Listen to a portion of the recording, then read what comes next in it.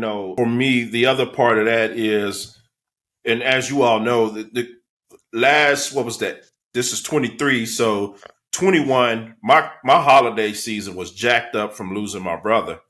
And it had just kind of from Christmas on, like having a memorial service for him right the day before Christmas and all types of family stuff. And then the family business we had with him falling apart and just into the new year.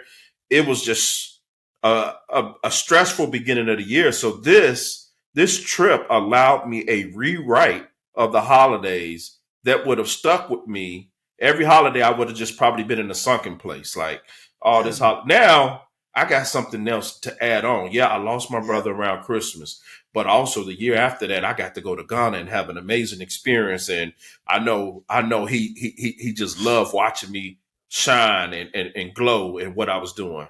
So it was a rewrite for me. Yeah. That's significant, man. I mean, it's different. Like to go day after Christmas, we're gonna go to Florida. We're gonna go right, Arizona. Yeah. Right. Yeah. We went home, man, and we went with our people, and our people recognized us and connected with us, and it was like we've been there the whole time. You know what I'm saying? I think in my experience and desire to go is like what you're saying, Terrence.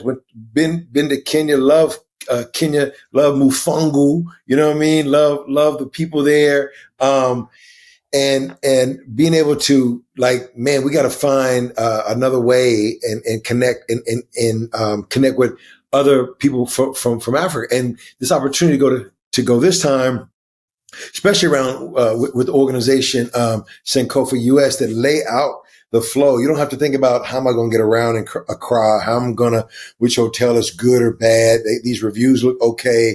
And those kind of particular things that may be important for us as Americans coming. I mean, think now we maybe have to get a different rhythm, but being able to go. But I mean, for me, it is about, as a biracial young man, biracial kid growing up, there's always an identity crisis for me in a context that I felt at home in African American community. I grew up in the projects, grew up,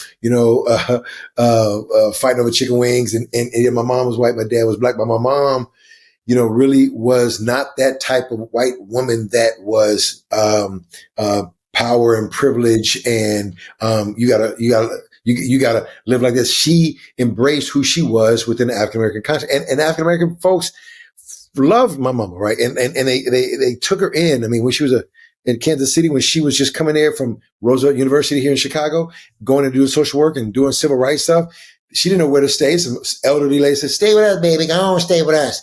And, and she just grew in that space. And so being able to always know my roots and who I was, and especially in African American context, to be able to be accepted and welcome, and always wanting to know, knowing that my great grandfather was a slave in Kentucky, and we have a slave narrative. What was his lineage and what was his history?